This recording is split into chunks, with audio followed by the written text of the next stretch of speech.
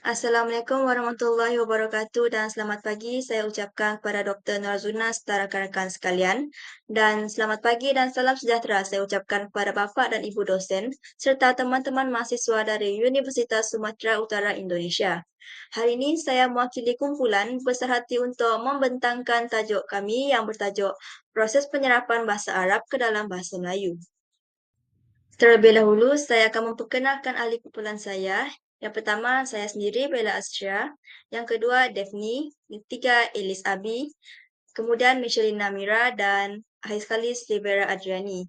Dalam pembentangan ini, saya akan mengupas tentang perkataan pinjaman daripada bahasa Arab ke dalam bahasa Melayu dan menghuraikan proses penyerapan perkataan-perkataan tersebut.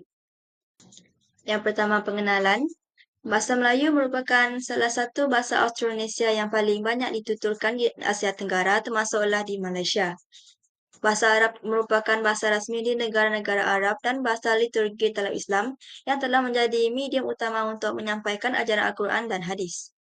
Bahasa Melayu mempunyai akar sejarah yang mendalam dan telah berkembang melalui pengaruh pelbagai budaya seperti India, Cina dan Arab. Kemasukan Islam ke tanah Melayu pada abad ke-10 membawa kepada penyerapan banyak istilah Arab ke dalam kosakata Melayu.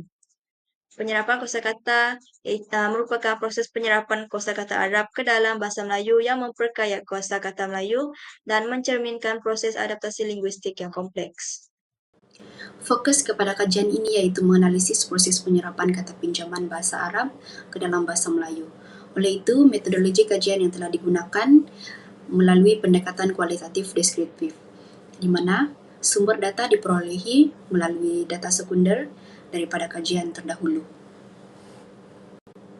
Reka bentuk yang telah digunakan dalam kajian ini iaitu berfokuskan kepada analisis, di mana menganalisis dokumen ilmiah sebagai sumber utama data dan membuat analisis perbandingan antara dua bahasa, di mana kami telah menekankan kesan sosial, budaya dan agama dalam proses adaptasi kata pinjaman. Kajian ini membincangkan penyerapan fonem bahasa Arab ke dalam bahasa Melayu, khususnya dalam aspek agama dan kehidupan. Berdasarkan jadual dapatan, terdapat 3 elemen utama yang telah dianalisis, iaitu bahasa Arab, bahasa Melayu, dan bentuk ejaan rasmi. Perubahan fonem sering berlaku bagi menyesuaikan bunyi perkataan dengan sistem bahasa Melayu. Berdasarkan jadual dapatan kajian tersebut, saya akan menjelaskan mengenai beberapa contoh, iaitu yang pertama fonem kha dalam bahasa Arab seperti dalam khabar.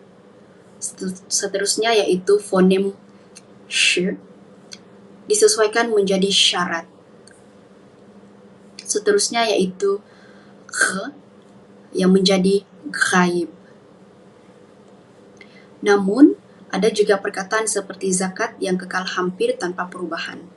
Kajian ini turut menekankan bahawa banyak kata pinjaman Arab dalam bahasa Melayu berkait dengan nilai agama dan budaya sejajar dengan pandangan Radia dan Fahbiah 2011. Konsep kata pinjaman penyerapan penuh oleh Ripiti 1993 juga relevan, di mana perkataan diserap tanpa kehilangan makna asal. Makna asal Khamis yang merujuk kepada hari kelima dalam konteks tradisional Arab dan Islam dikekalkan sepenuhnya dalam bahasa Melayu. Penggunaannya telah diperluaskan kepada konteks sistem kalender, yang secara eksklusif merujuk pada hari kelima dalam minggu moden. Proses ini memperlihatkan keupayaan bahasa Melayu dalam menyerap unsur asing tanpa mengubah makna asalnya. Contoh yang kedua, syarat. Perkataan asal bagi syarat dalam tulisan Arab, iaitu syarat, telah diserap dan disesuaikan ke tulisan Rumi sebagai syarat.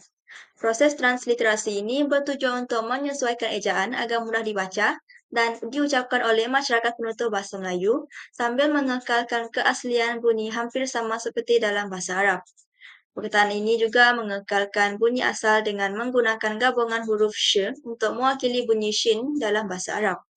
Makna asal syarat ini merujuk kepada ketentuan atau keperluan dalam sesuatu urusan atau perjanjian, turut dikekalkan sepenuhnya dalam penggunaan bahasa Melayu. Secara keseluruhannya, penyerapan ini bukan sekadar memperkayakan bahasa Melayu, tetapi juga mencerminkan hubungan sejarah dan budaya antara bahasa Arab dan Melayu. Proses ini menunjukkan bagaimana bahasa dapat berfungsi sebagai medium penyatuan tamadun.